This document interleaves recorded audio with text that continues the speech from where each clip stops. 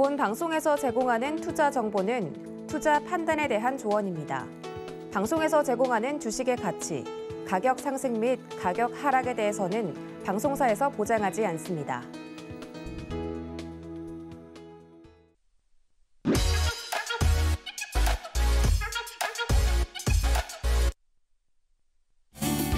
여러분 안녕하세요. 주유소 2부 머니트렌드도 오늘도 유용한 정보 가득 채워서 인사드립니다. 저는 이혜은이고요. 자, 오늘은 수요일이죠. 낙타 등의 혹을 넘어가는 것처럼 힘든 날이라고 해서 험프데이라고도 합니다. 자, 우리 증시도 힘겨운 오르막길 올라가는 것처럼 조금은 더디게 올라주고 있는데요. 그래도 올라준다는 게 새삼 고맙기도 하고요.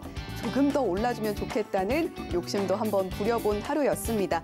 자, 그러면 오늘 마감 시황 다시 한번 보시죠. 네, 오늘 우리 증시는 러시아와 우크라이나 간 협상이 타결될 가능성이 커지면서 소폭 상승했습니다. 코스피 지수는 전날보다 5.67포인트 오른 2,746.74포인트로 마감했고요. 개장 직후 강한 상승세 나타내면서 2,760선을 웃돌기도 했지만 개인의 매물 부담 이기지 못하면서 2,740대에서 등락하다 거래 마쳤습니다.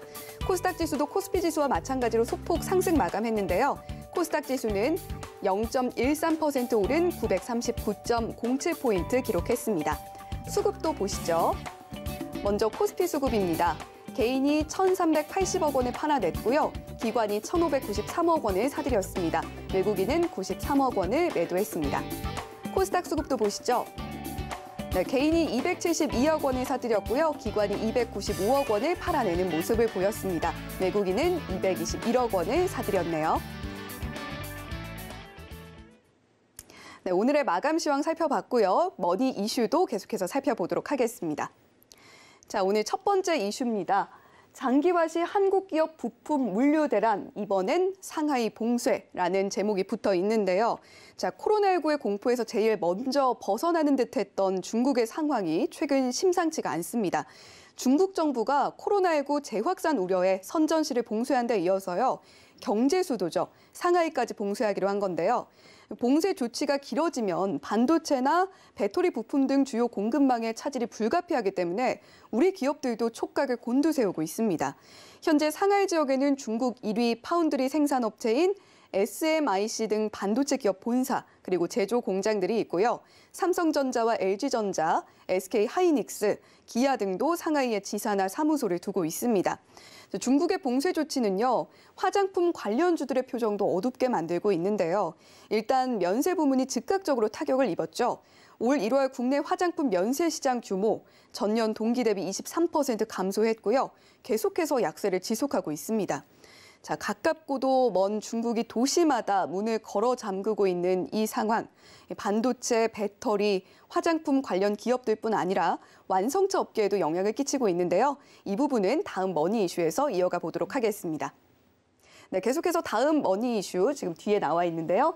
반도체 난 전쟁, 중국 봉쇄까지 차 생산 차질 벌써 125만 대라고 제목이 붙어 있습니다. 자, 요즘 신차 출고까지 대기 시간만 1년이 걸린다는 이야기 들어보셨죠? 앞서 중국의 코로나19 봉쇄 조치가 반도체, 배터리 기업들의 얼굴에 그늘을 들이우고 있다. 이런 말씀을 드렸는데요. 이 여파가 미치는 곳 중에 하나, 바로 완성차 업체입니다. 자, 현대차와 기아의 경우에는요, 상하이에 공장이나 부품처가 없어서 직격탄은 피했다지만요, 미국 전기차 업체 테슬라는 28일부터 중국 상하이 공장 가동을 중단했고요. 폭스바겐 역시 상하이 공장 가동을 멈췄습니다. 자, 상황이 이렇다 보니까 국산차, 수입차 할 것 없이 신차 출고까지 1년이 걸릴 정도로 매물이 마르게 된 건데요. 그런 와중에 반길 만한 소식도 있습니다. 자, 완성차 업체를 불안하게 했던 러시아, 우크라이나 전쟁 협상에 진전이 있다고 하고요.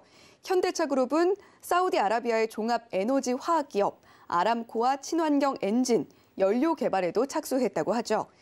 반도체 부품 공급난이라는 악재, 그리고 전쟁 협상의 진전, 아람코와 미래에너지 전환 기술 협력이라는 호재가 교차하고 있는 우리 완성차 기업들, 그 전망은 어떻게 될지 잠시 후에 저희 파트너와 함께 더 자세히 짚어보시죠. 네, 본 방송에서 제공해드리는 정보는 투자 판단에 대한 조언일 뿐 해당 종목의 가치나 수익률을 보장하지 않는다는 점도 안내를 해드리도록 하겠습니다. 자, 그럼 주유소 2부 머니 트렌드 지금 바로 시작합니다.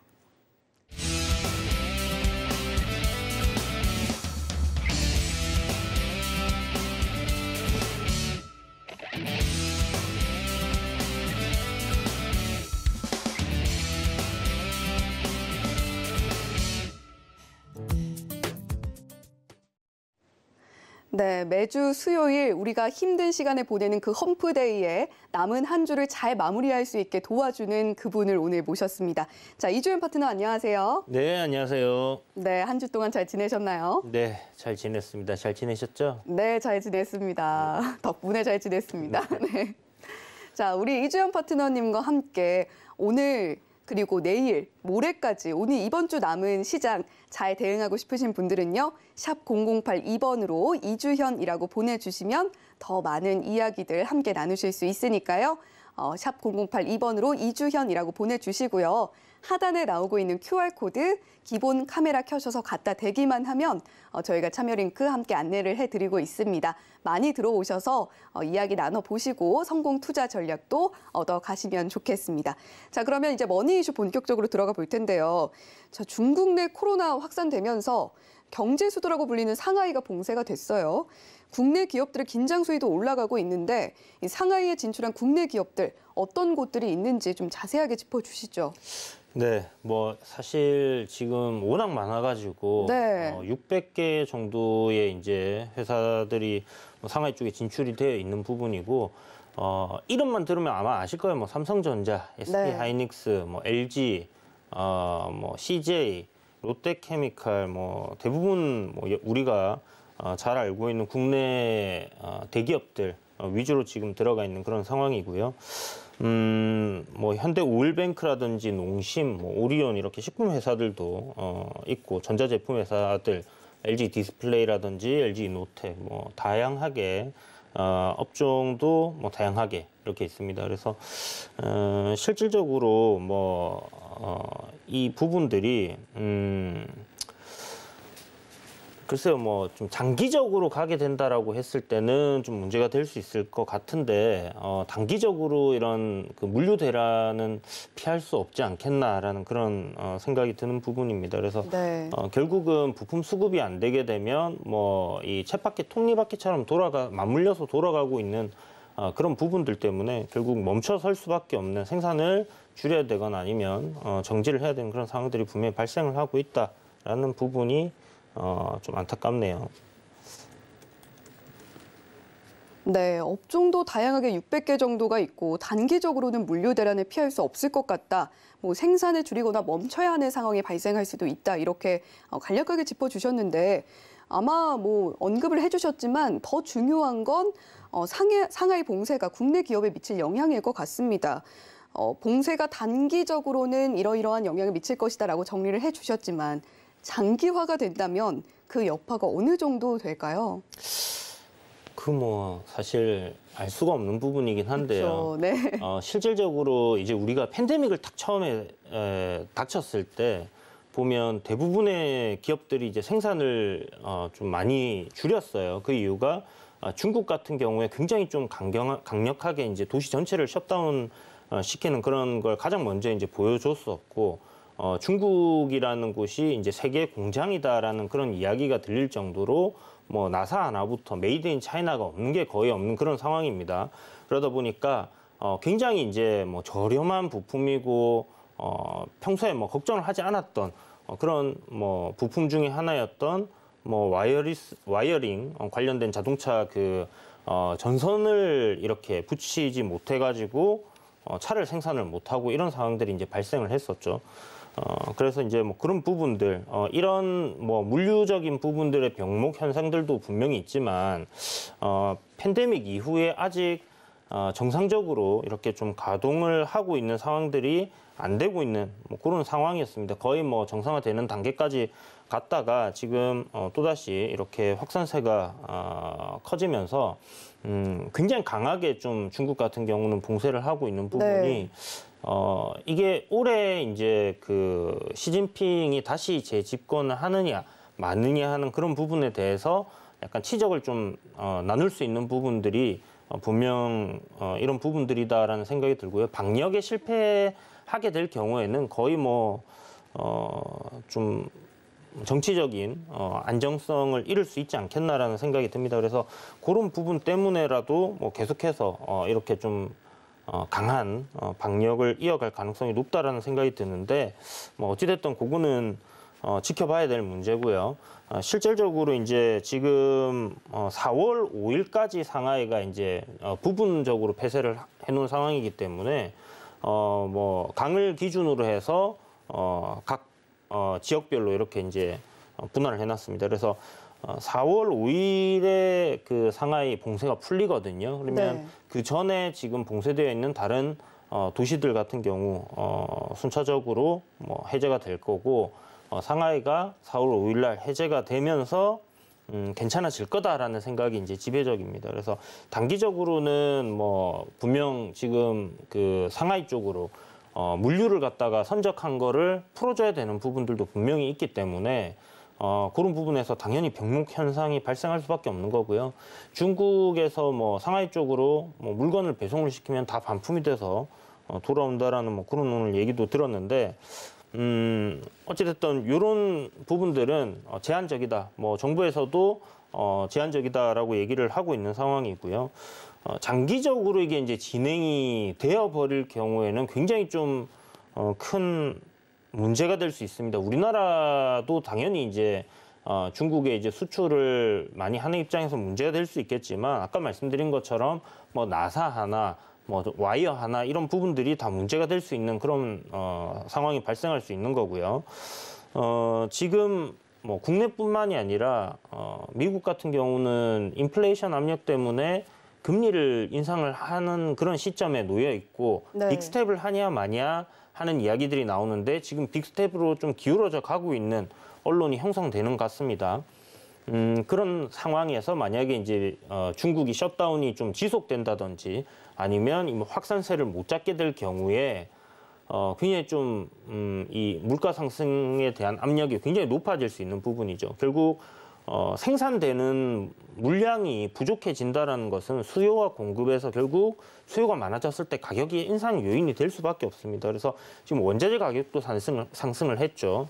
그 다음에 뭐 유가도 상승을 했습니다. 그래서 무언가 제품을 만들기 위해서 우리가 들어가는 그런 비용 자체가 일단은 증가한 상황인데 거기다가 생산마저 이렇게 부족해서 상품이 줄어든다라고 하면 그 가격은 결국 인상될 수밖에 없는 소비자들에게 돌아올 수밖에 없다라고 생각이 들고요.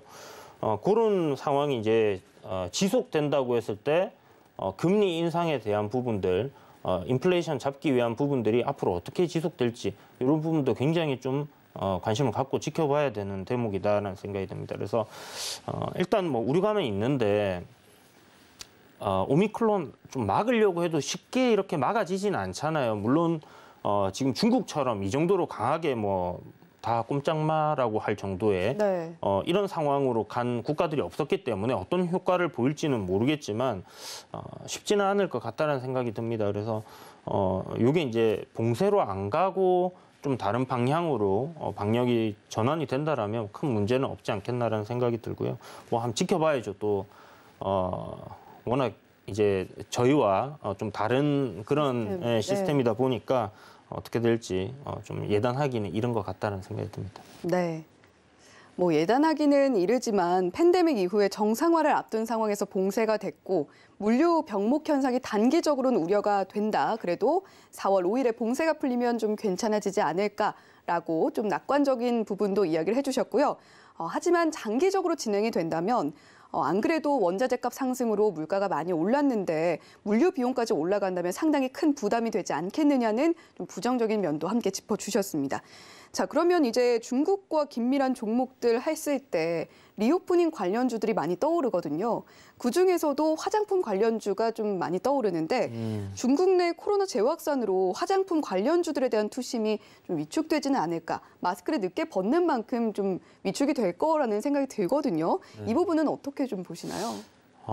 화장품주들은 실질적으로 저는 이제 그렇게 긍정적으로 보지는 않는데요. 네. 제 방송에서 이제 화장품 관련된 이야기가 나올 때마다 시청자분들께 이제 이야기를 드렸던 부분이 실적이 굉장히 극명하게 나뉘고 있고 중소 이 화장품 업체들 예전에 뭐 K-뷰티해서 중국에서 인기를 한참 얻었던 그런 중소 화장품 매장들 중국에서 다 문을 닫고 있는 그런 상황입니다.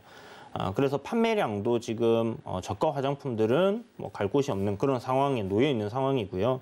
중국 화장품 질이 굉장히 많이 높아졌고 왜 일명 그 우리가 국뽕 이런 얘기를 하잖아요. 네. 그래서 이제 뭐 우리나라 상품을 애용하자 이런 운동을 굉장히 좀 중국에서 많이 하고 있는 상황이고 그런 부분 때문에 굉장히 고가의 브랜드 화장품 특정 일부 살아남은 브랜드들을 빼고는 안 좋은 상황이다라고 보시면 좋을 것 같아요. 이게 뭔가 뭐 사람들이 마스크를 써서 화장을 안 했다라고 생각을 할 수도 있겠지만 그런 부분들이 국내 이제 팬데믹이 끝난다고 해서 국내 기업들의 화장품 수요가 급격하게 늘어날 거다라고는 보여지진 않습니다. 다만 아까 말씀하신 것처럼 리오프닝 관련주로 이렇게 들어가 있다라는 부분 자체가 뭐 어떤 기대감을 형성할 수 있는 부분이기 때문에 주가는 좀 상승 흐름이 나올 가능성이 높다라는 부분이고요.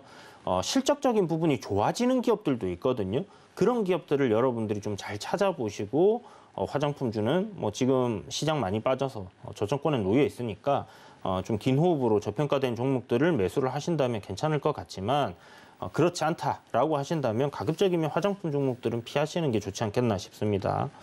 어찌됐든 갈 종목은 갈 거예요. 리오프닝 관련돼서 지금 시장보다 반등 흐름도 좀 강하게 나오고 있는 화장품주들이 몇 됩니다. 그 중에서 이제 뭐 토니모리라든지 DYD라든지 그리고 연우, 코스맥스 뭐 좀 한 몇 종목 더 있었는데 네. 여기서 다 얘기 드리기는 좀 그러니까 이런 부분들 뭐 궁금하신 분들은 노란톡방 들어오셔가지고 한번 문의를 주셔도 좋아요. 뭐 화장품 섹터 중에서 뭐 마음에 드는 게 어떤 게 있냐 이런 거 물어봐도 제가 한번 뭐 어차피 항상 보는 거니까 시장을 네. 그래서 뭐 쑥 둘러보고 또 이야기를 드릴 수 있는 거고요. 여러분들이 궁금하신 거 언제든지 물어보실 수 있는 곳이 노란톡방이니까 함께 하시면 좋을 것 같습니다. 어쨌든 뭐 이야기 드렸던 이런 종목들이 지금 뭐 화장품주들 워낙 많잖아요.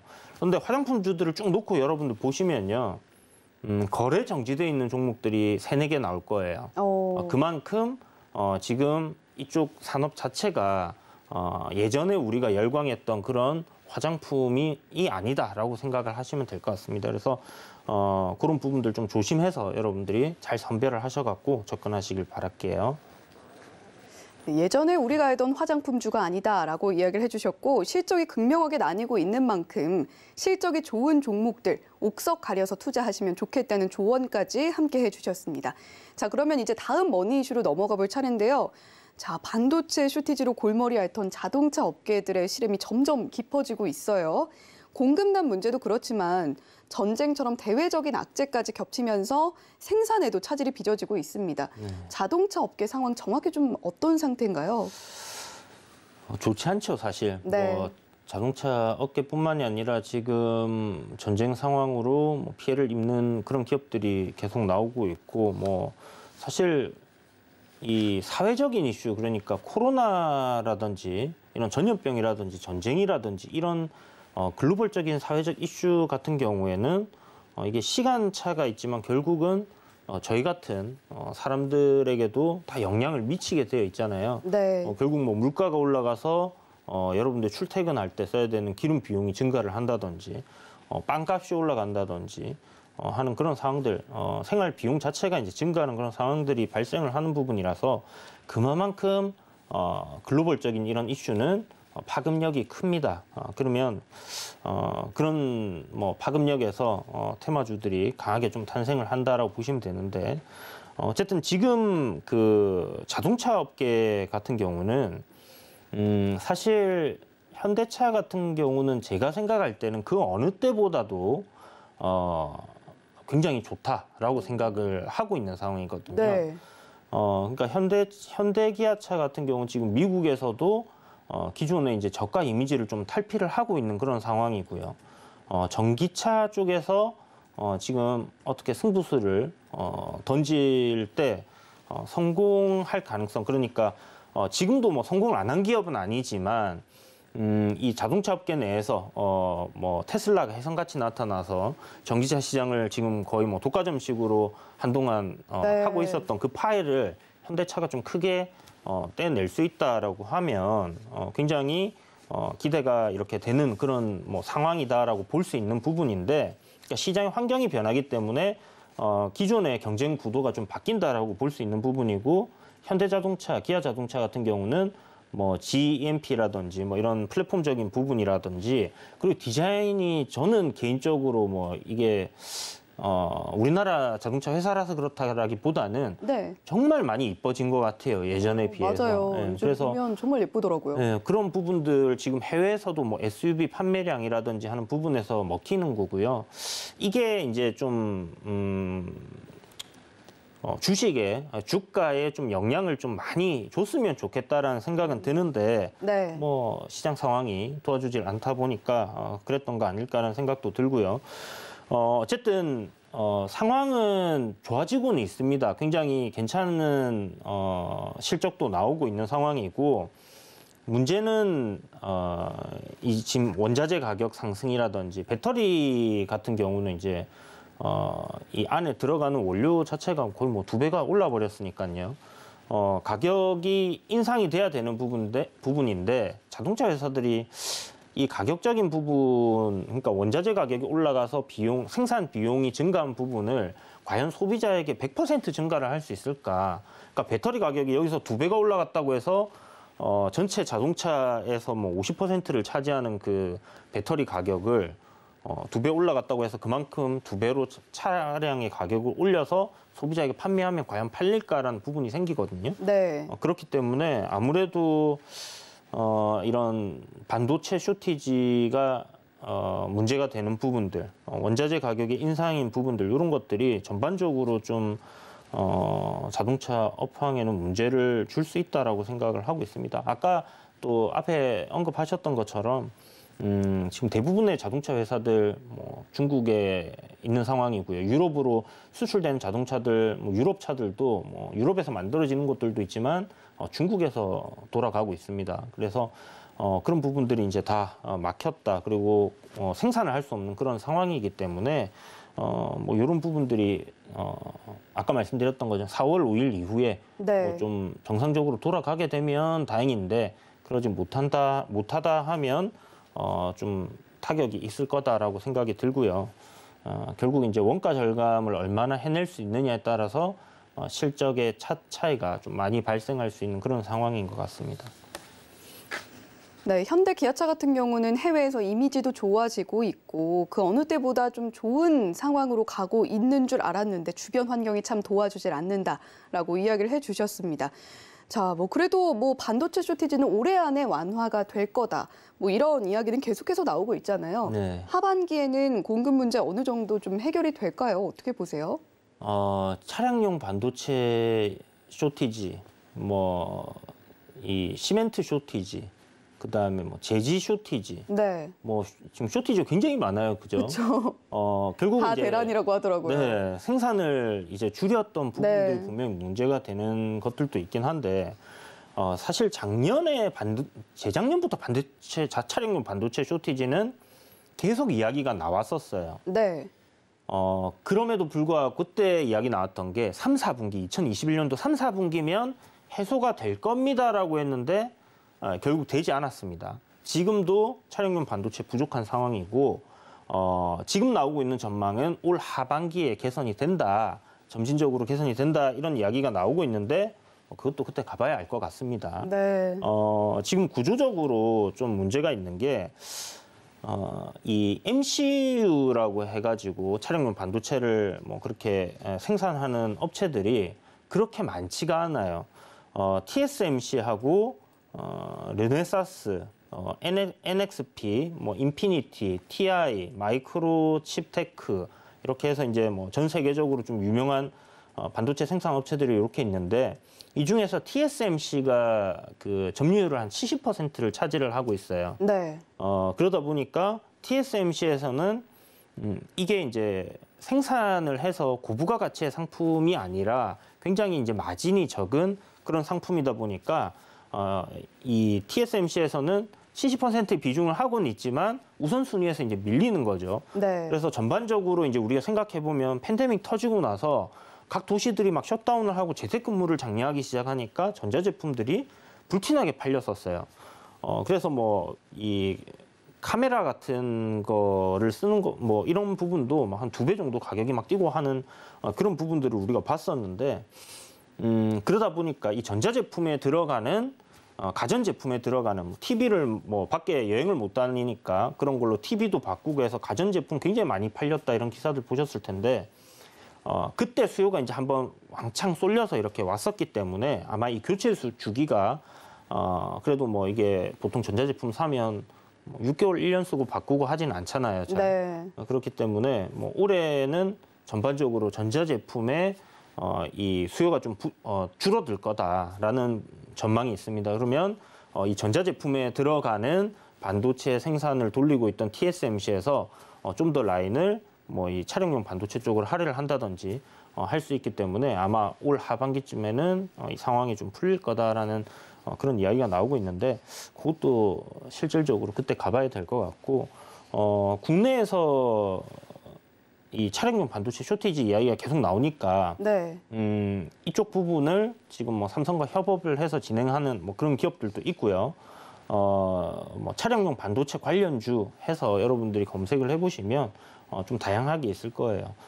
보면 뭐 이번 하락장에 그렇게 크게 빠지지 않았던 종목들도 있고 다시 한번 상승 흐름을 타고 있는 그런 종목들도 있습니다. 그래서 그런 종목들을 여러분들이 좀 눈여겨 보셔도 저는 괜찮지 않겠나라는 생각이 들고요. 사실 이 자동차 산업에서 차량용 반도체를 발주를 넣을 때 웬만하면 특정 기업에게 몰아서 주는 편이라고 합니다. 그 이유가 이제 이 생산 공정이랑 연결되는 그런 부분들을 다 생각을 해서 그렇게 한다라고 하는데 만약 뭐 우리나라 뭐 중소기업에서 이런 부분들의 기술력을 인정받고 뭐 대기업에 납품을 할 수 있는 아니면 뭐 이 글로벌적인 자동차 회사들에게 납품을 할 수 있는 매출처를 확보를 하게 되면 그만큼 안정적으로 계속 매출처를 유지를 할 수 있다라는 거거든요. 네. 그러면 하나의 캐시카우가 될 수 있는 부분이기 때문에 그런 부분에서 좀 괜찮은 성과가 나오는 기업들이 있지 않겠나라는 생각이 들고 뭐 노란톡방에서도 제가 여러 번 이야기를 드렸었고 뭐 도노리스탁에서도 여러분들께 뭐 이야기 드렸던 그런 종목들이 있습니다. 뭐 제주 반도체라든지 뭐 텔레칩스라든지 뭐 이런 종목들이 있는데 그런 종목들도 여러분들 계속해서 눈여겨 보시는 게 좋겠다라는 얘기까지 덧붙여 드리도록 하겠습니다.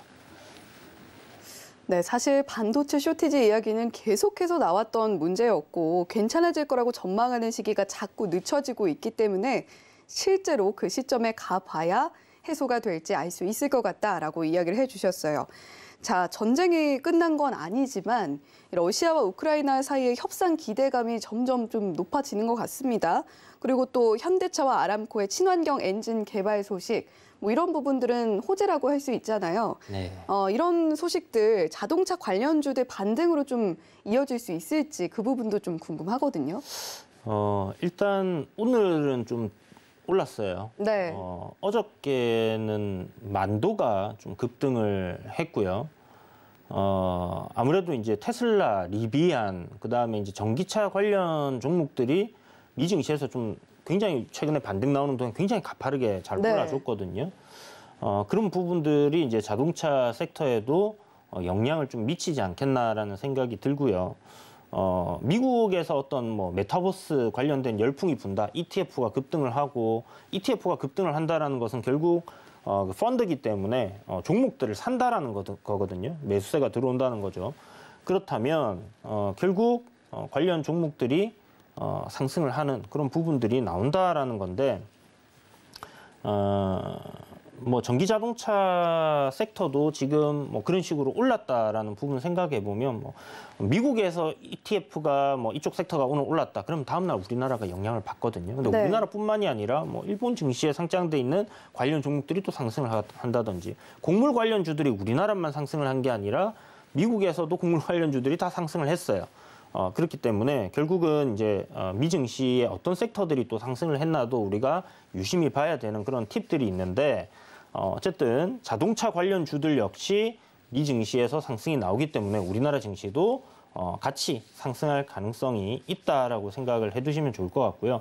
그 중에서도 전기차 관련 쪽이 굉장히 수급이 괜찮다라고 말씀드리겠습니다. 그래서 보면 전기자동차라든지 친환경 자동차 이쪽 관련된 부분인데 오늘 또 그 친환경 자동차 관련주들이 급등을 했어요. 그래서 대형주들 뭐 현대 자동차라든지 기아 뭐 시총이 굉장히 좀 무거운 종목들 같은 경우는 지금 당장 뭔가 추세가 잡혀 있는 상황은 아니기 때문에 이게 뭐 앞으로 올라갈 겁니다, 뭐 내려갈 겁니다 이렇게 말씀드리긴 좀 그렇지만 시장이 뭐 안정적으로 지금처럼 최근 한 1, 2주처럼 상승 흐름을 좀 이어간다라고 하면 나쁘지는 않을 거다라는 생각이 듭니다. 그래서 뭐 보유하신 분들은 뭐 좀 길게 보시고 가져가셔도 괜찮을 것 같다는 생각이 들고 오늘 그 장 막판에 유니크라는 종목이 이제 상한가를 갔는데 수소 관련 종목으로 이제 알려져 있죠. 그래서 상가 갔다가 시간 외에서 좀 조정을 받는 그런 흐름들을 보였는데 대부분의 이 수소 관련 종목들 JNK 히터라든지 세원, 그다음에 뭐 평화산업, GMB 코리아, 동아화성 뭐 이렇게 이제 종목들이 있는데 동시호가에 엄청나게 올랐어요. 동시호가에 막 10% 이상씩 올린 종목도 있었고 그런 부분들이 있는데 요것도 하나의 뭐 팁입니다. 여러분들이 이제 어떤 종목을 보고 있는데 장이 딱 끝나는 시점, 그러니까 동시호가에 내가 종가에 어떤 종목을 사려고 했는데 그 종목이 3시 19분에 형성되어 있던 그 가격하고 동시호가에서 너무 갭이 벌어진다. 그러니까 위로 이렇게 확 떠버리는 경우들이 생기는데요. 그렇게 올라가는 종목들을 절대로 매수를 하시지 않는 게 좋습니다. 10개 중에 한두 개 정도는 시간 외에서 상승이 나오고 추가적인 상승이 다음날 나오기도 하는데 대부분의 종목들이 동시호가에 이렇게 갭을 띄우는 종목들은 시간 외에서 많이 빼버려요. 그 다음 날도 뭐 조정이 나오는 경우들도 생기고 그런 부분들을 여러분들이 좀 알아두신다면 뭐 장막판에 갑자기 올랐다고 해서 종가에 덥석 사는 그런 부분들은 좀 안 하지 않겠나라는 생각이 들어서 이제 말씀드렸고 어찌됐든 이제 이 수소 관련 종목들 장막판에 이제 수급이 좀 강하게 들어와 줬는데 요게 아까 얘기하신 것처럼 현대차, 아람코 친환경 엔진 개발한다라는 거잖아요. 그러니까 이 친환경이라는 부분, 그다음에 자동차 회사라는 부분 이런 것들이 아무래도 좀 영향을 미치지 않았나라고 생각이 드는 그런 부분입니다. 그래서 정부에서 뭐 국내 그 수소 관련된 부분 미국이랑 또 함께 해가지고 뭐 벤처기업들 설립한다라는 그런 합작법인들 설립한다라는 얘기가 있었기 때문에 네. 그 이슈도 제가 봤을 때 격포제로 이렇게 좀 작용을 해서 사람들의 시선이 수소 관련 쪽으로 좀 몰리지 않았나라는 생각이 들고요. 그동안 조정 굉장히 많이 받아온 섹터거든요. 그래서 제 생각에 이제 한 번 정도 올라갈 때가 됐다라는 생각도 들고 월말이기도 하고 그리고 월초가 다가오고 있습니다. 네. 항상 말씀드리지만 신규 섹터나 테마는 보통 월말에 출발하는 경우들이 많아요. 그래서 이런 부분들도 하나의 팁인데 여러분들 이런 거 잘 알아두시면 다음 섹터를 준비하는 데 있어서 도움이 될 겁니다. 그래서 뭐 시장이 항상 뭐 어디로 돈이 갈지는 그때그때 시장이 정하는 거기 때문에 우리가 알 수는 없지만 그래도 돈이 일단 들어온 섹터들 같은 경우는 예의주시하면서 다른 섹터들보다는 이렇게 관심 종목으로 딱 정리를 해두시고 보신다면 수익 내는데 조금이나마 도움이 더 되지 않겠나라는 생각이 듭니다. 네, 최근 테슬라나 뭐 리비안 등 미국 시장에서 자동차 관련주들 급등이 나왔던 만큼 전기차나 친환경차 관련주들 좀 눈여겨보시면 좋겠고 수소 관련주로 유니크나 J&K 히터 같은 종목들의 흐름도 함께 짚어주셨습니다. 자, 이주연 파트너님이 팁도 알려주셨어요. 동시호가에서 갭이 크게 뛰는 종목들은 시간 외에서 많이 빠지니까 주의해라 라는 팁도 주셨고 또 신규 섹터나 테마는 월말에 등장한다라는 팁도 주셨는데요. 자, 이런 정말 투자에 피가 되고 살이 되는 이 팁들 얻어가고 싶으신 분들은요.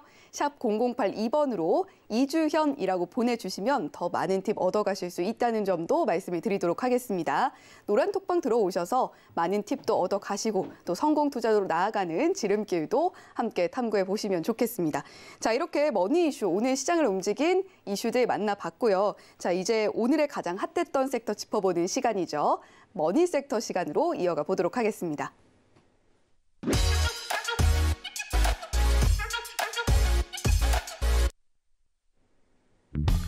네, 오늘의 머니 섹터는 운송 물류 관련주입니다. 오늘은 0.47% 상승하는 흐름 보여줬네요. 네, 오늘의 머니 섹터 운송 물류 관련주로 이주연 파트너님께서 선정을 해주셨습니다. 자, 파트너님 운송 물류 관련주 오늘의 섹터로 좀 선정해 주신 이유가 뭘까요? 오늘 보면 대금이 정말 엄청나게 좀 터졌던 그런 종목들이 있는데 네. 에디슨 EV라고 해서 쌍용차 인수에 좀 참여를 지금 하고 있는 그런 회사죠. 어쨌든 이제 뭐 그 회사 지금 상폐 위기에 좀 놓여 있는 그런 상황이다 네. 보니까 지금 뭐 남선 알루미늄이라든지 이제 SM 그룹에서 쌍용차를 인수를 하는 거 아니냐라는 그런 뭐 이게 아니다라고 했는데 회사에서는 네. 그런 소문에 계속 지금 주가가 움직이고 있는 그런 종목들이 있고요. 일동제약 같이 이제 또 계속해서 코로나19 관련된 부분으로 치료제 기대감에 상승을 하는 그런 종목들도 있습니다만은 전반적으로 이렇게 그 후발주들 그러니까 치료제 섹터가 가면 그쪽 섹터들이 좀 우르르 가는 흐름들이 나와야 되는데 그렇게 흐름들이 나오지 않고 대장주들만 움직였단 말이에요. 그래서 오늘은 제가 생각했을 때 어떤 테마적인 형태를 보였다라고 생각할 수 있는 게 아까 말씀드렸던 마지막에 이제 장막판에 움직였던 뭐 수소 관련 테마들 있을 거고 장중에 오늘 가장 좀 시세가 괜찮게 나오고 계속 움직여줬던 한솔 로지스틱스 그다음에 뭐 KCTC 동방 이렇게 이제 물류 관련주들이 좀 오늘 괜찮게 움직였습니다. 그것도 그럴 것이 아까 얘기하신 것처럼 그 중국 상하이 셧다운 되는 부분이 결국 이제 물류 대란으로 이어지는 거 아니냐라는 부분인 거고 이 중국의 그 가장 큰 뭐 세계에서 뭐 손가락 안에 들어가는 항구죠. 거기를 이제 강을 따라 황하를 타고 이제 쭉 가가지고 거기서 이제 이렇게 물건을 내리고 실고를 하기 때문에 아마 그 앞바다가 아마 꽉 막혀 있을 거예요. 배들이 대기를 한다고 둥둥 떠 있을 텐데 그런 부분들 생각을 했을 때 운임비가 상승할 가능성이 더 높아진다라고 생각을 할 수 있을 것 같고요.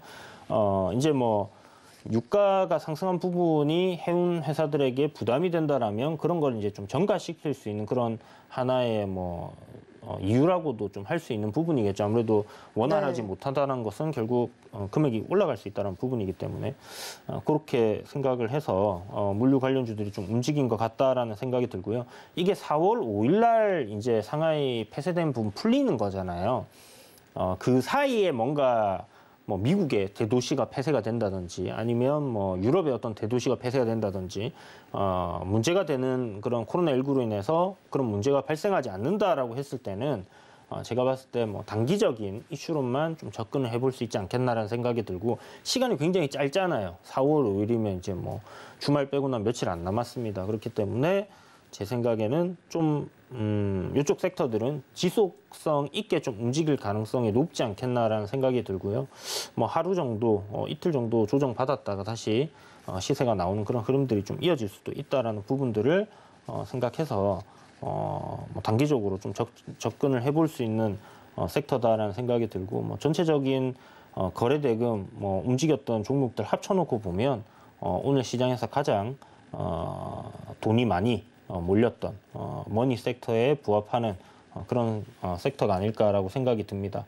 그래서 뭐 HMM도 여기는 들어가 있고 흥하해운도 들어가 있고 물류 관련된 부분이니까 육상 물류도 있고 육상 창고도 있고요. 그리고 뭐 해운 관련된 기업들도 이렇게 다 들어가는 것 같습니다. 근데 그 중에서 오늘 시세가 가장 강했던 종목이 한솔 로지스틱스라는 종목인데 네.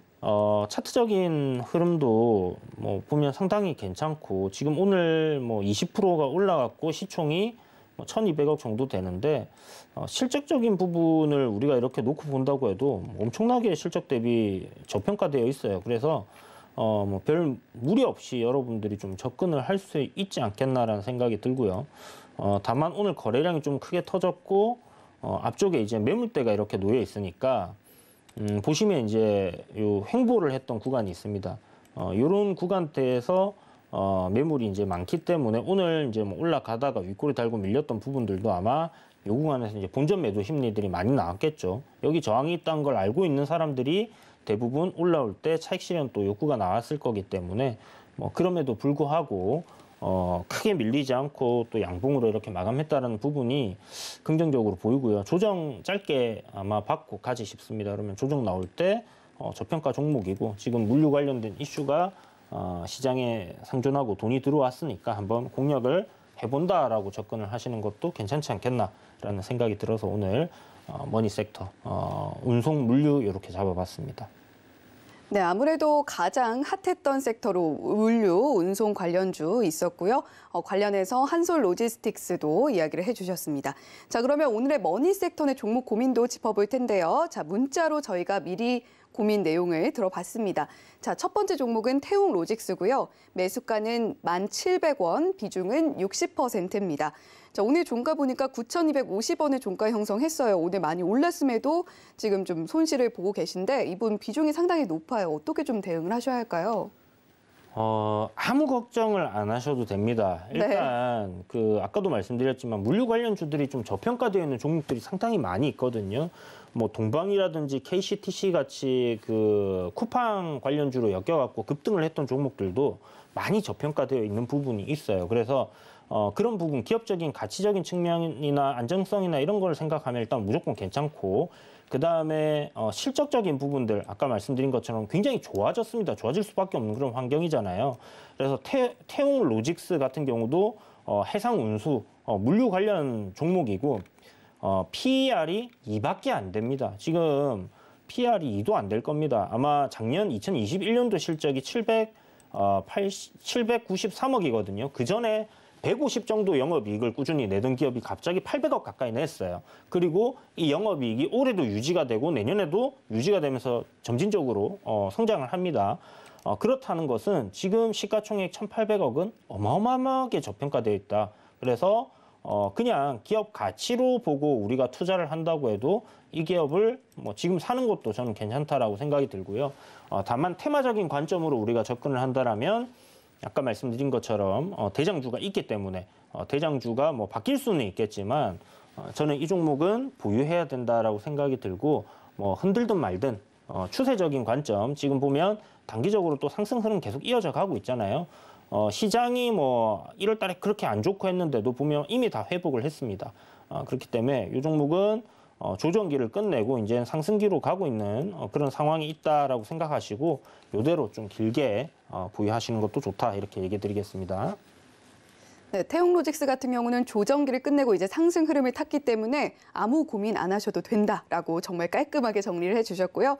지금 시세가 굉장히 저평가되어 있다는 점도 함께 짚어주셨습니다. 자, 이렇게 오늘의 머니 섹터와 종목 고민까지 해결을 해드렸고요. 자, 이제 시청자 여러분께서 가장 궁금해하시는 시간이죠.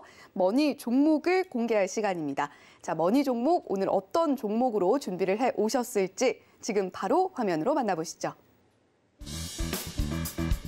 네, 오늘의 머니 종목은 금강공업 준비해 오셨습니다. 네, 금강공업 오늘 흐름 보면요. 굉장히 장중 내내 좋았습니다. 초반 급등이 나왔고 오늘 4.15% 상승하면서 9,790원의 종가 형성했네요. 네, 이주연 파트너님이 뭐 금강공업 잠깐 언급을 또 해주시기도 했지만 네. 오늘 머니 종목으로 선정한 이유 또 들어봐야겠죠. 네, 금강공업 같은 경우 이제 예전에 제가 삽목 S폼을 여러분들께 이야기를 한번 방송에서 드렸던 적이 있었는데 그때 당시에 이야기 드렸던 게 건설 경기가 2013년도, 14년도, 15년도 요때 보면 건설 관련주들이 엄청나게 폭등을 했었습니다. 네. 그런데 그때 삽목 S폼이 엄청나게 이제 올랐던 종목이기도 한데 그때와 환경이 똑같은 상황이 조성이 되고 있다. 그렇기 때문에 이쪽 관련주들의 실적이 좋을 수밖에 없다라고 이야기를 드렸는데 삽목 S폼, 그다음에 금강공업 이 두 기업 같은 경우에 이제 건설을 할 때 이제 거푸집을 갖다가 제작을 해가지고 사용을 합니다. 근데 그 거푸집을 만들 때 예전에는 이제 나무로 만들었다라면 지금은 알루미늄으로 이거를 틀을 만들어 가지고 이렇게 임대를 해주는 그런 사업을 해요. 건설하는 현장에. 그런데 요 이제 알루미늄 가격이 굉장히 많이 올랐잖아요, 최근에. 네. 물론 이 알루미늄을 팔 건 아니지만 기본적으로 보유하고 있는 알루미늄 녹여서 어떤 형태를 만들어서 임대를 해주고 다시 받아서 또 보관을 하고 있다가 또 녹여서 쓰고 이제 이런 걸 계속 하기 때문에 알루미늄 엄청나게 많이 들고 있어요. 그런데 이 알루미늄 가격이 올라가니까 자산 가격이 당연히 올라갈 수밖에 없는 거고. 네. 그리고 지금 이 금강공업과 아까 말씀드렸던 삽목 S폼이 거의 국내 시장을 양분하고 있다라고 보면 됩니다. 다른 기업들도 몇 있긴 한데요. 뭐 그렇게 규모가 크지 않다라고 보시면 될 것 같고 또 금강공업의 이제 매출의 비중을 또 일정 부분 크게 차지하는 게 사료 쪽이에요. 그래서 그동안 곡물 가격 상승에 따른 뭐 사료 가격 인상에 대한 부분들 이야기 나오면서 사료 종목도 많이 올랐는데 금강공업은 거기를 이제 이렇게 주로 막 내세우고 있는 부분은 아니기 때문에 시장에서 잘 알려지지 않았던 그런 사료주이기도 하고 지금 건설 경기 뭐 정부 정책과 맞물리는 부분이잖아요. 오늘 건설주들이 조금 조정이 나오긴 했지만 제 생각에는 좀 긴 관점으로 좀 움직일 가능성이 높다는 생각이 들고 네. 기본적으로 이제 금강공업의 실적을 한번 우리가 보면요. 2021년도 그러니까 작년 실적입니다. 그 전년도는 15억 적자였어요. 그리고 2019년도는 26억 흑자였습니다. 그러니까 실적이 안 좋았어요. 안 좋았는데 작년에 260억 영업이익을 냈습니다. 거의 뭐 20배 정도 실적이 나온 거고 올해 전망이 그러면 어떠냐? 380억 예상이 되고 있고 내년에는 400억입니다. 그래서 지금 실적이 굉장히 좋아진 상태로 쭉 유지가 되어 가면서 전반적으로 매출이랑 영업이익이 증가한다라는 그런 추인데 주가가 저점 대비해서 많이 오르기는 했습니다. 뭐 3,000원짜리가 9,000원 올라왔으니까 많이 올랐죠. 그런데 그렇게 생각하지 마시고 상승 추세, 장기적인 상승 추세에 놓여 있는 종목이 다 이유가 있습니다, 여러분. 그렇기 때문에 조정이 나오면 이 종목은 싸다라고 생각하고 공략하시면 될 것 같아요. 일단 시가총액이 2,870억입니다. 아까 말씀드렸던 영업이익 400억 정도면 시총 한 4,000억 정도는 돼야죠. 그런데 뭐 건설 관련주들 저평가된 것들 많으니까 그렇다 생각을 하시고 제 생각에는 여기서 지금 정고를 넘어서기 위한 그런 움직임들이 좀 나온다라고 생각을 하는데요. 저점으로 조정이 나오면 최대한 싸게 매수를 한다라고 생각을 하시고 저가 매수를 노려보시면 좋을 것 같습니다. 지금 제가 생각할 때 내일 일단 시초가가 중요할 것 같은데 만약 하락 출발한다라면 음봉으로 좀 거래량 줄이면서 조정받을 수 있다 생각하시고요. 9,500원 정도 일단 이하로 분할 매수할 수 있다면 가장 싸게 공략을 하는 부분이 아닐까라고 생각이 됩니다. 단기적으로 봤을 때는.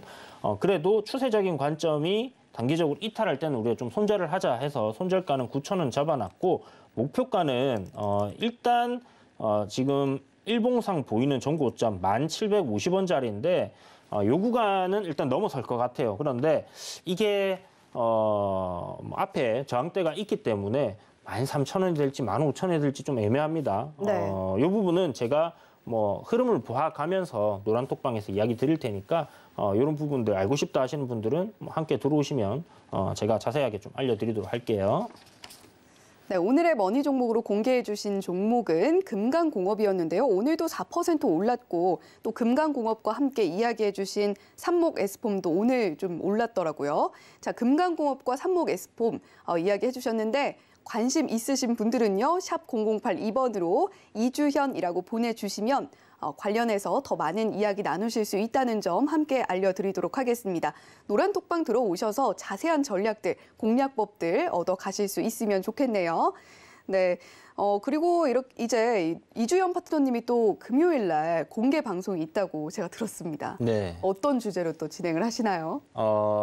지금 공개 방송을 한 3주 정도 금요일 아침 8시 50분 정도에 계속 하고 있는데 네. 그때 오실 때마다 제가 월요일 날 좀 상승할 수 있는 그러니까 뭐 그 다음 주에 금요일이니까 다음 주에 여러분들이 공략하면 뭐 수익을 좀 바로 볼 수 있는 그런 종목들을 저점에서 이렇게 시장을 함께 보면서 이야기하다가 드릴 테니까 그런 종목들 뭐 보고 싶다 하시는 분들께서는 함께 하시면 될 것 같고 또 보유하신 종목들 궁금하신 거 문의 주셔도 좋으니까 들어오셔서 문의 주시면 좋을 것 같습니다. 네, 다음 주에 공략하면 좋을 종목들 이주현 파트너님과 함께 이야기 나누고 싶으신 분들은요. 공개 방송 참여해 주시면 좋겠습니다. 자, 서울경제TV 주유소는 자본시장 통합법을 준수합니다.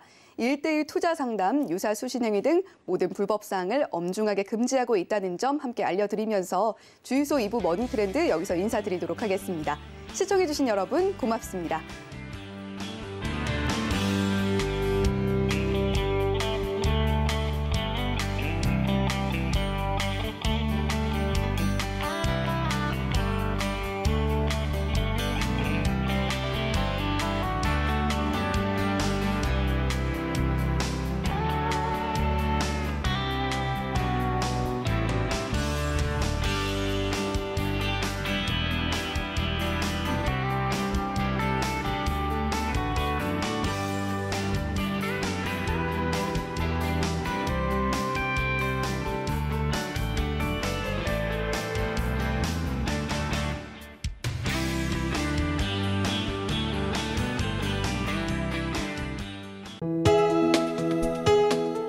본 방송에서 제공하는 투자 정보는 투자 판단에 대한 조언입니다. 방송에서 제공하는 주식의 가치, 가격 상승 및 가격 하락에 대해서는 방송사에서 보장하지 않습니다.